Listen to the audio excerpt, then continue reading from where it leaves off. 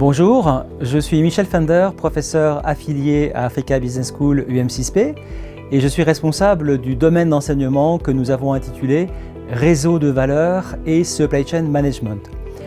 C'est l'occasion de vous présenter aujourd'hui le certificat qui concerne les modèles supply chain dans le domaine de la distribution.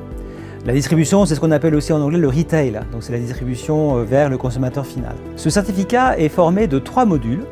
Le premier module, c'est un module de 2 jours qui couvre les aspects supply chain dans le domaine de la distribution alimentaire au sens large du terme.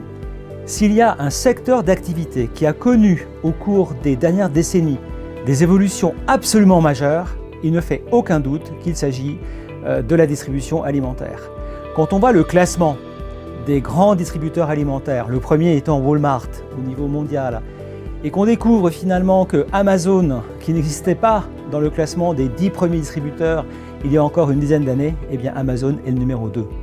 Il y a donc une pluralité, une évolution, un dynamisme absolument incroyable dans le domaine du retail, avec différentes formes de distribution. Eh bien, ça a des conséquences importantes sur les modèles supply chain et logistique. Le deuxième module, qui dure une journée, lui est concentré sur la question de l'omnicanalité. L'omnicanalité, c'est le fait de pouvoir toucher un consommateur final à travers différents canaux.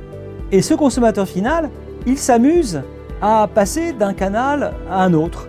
Et ça devient très compliqué de faire des prévisions des ventes, de gérer des stocks, de maintenir les coûts de distribution, ce qu'on appelle le cost to serve, donc le coût de livraison au client final, à un niveau acceptable sans détruire la marge, sachant que nous sommes dans des produits à relative faible valeur ajoutée. Enfin, nous sommes à Africa Business School et par conséquent, le troisième module qui constitue ce certificat va tourner autour de la question des modes de distribution et des modèles supply chain en Afrique. Quand on est en Afrique, eh bien, on a des comportements alimentaires spécifiques. On a des populations rurales, des populations urbaines, dans des villes qui grandissent de manière importante. Et il y a des problématiques de distribution au plan supply chain et logistique. C'est tout à fait normal par conséquent de s'intéresser à l'adaptation. On ne peut pas faire, je dirais, copy and paste des modèles qui ont bien fonctionné dans d'autres continents.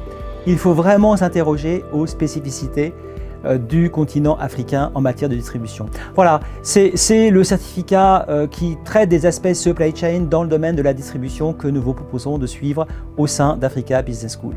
Merci et au plaisir de vous voir très prochainement dans nos formations.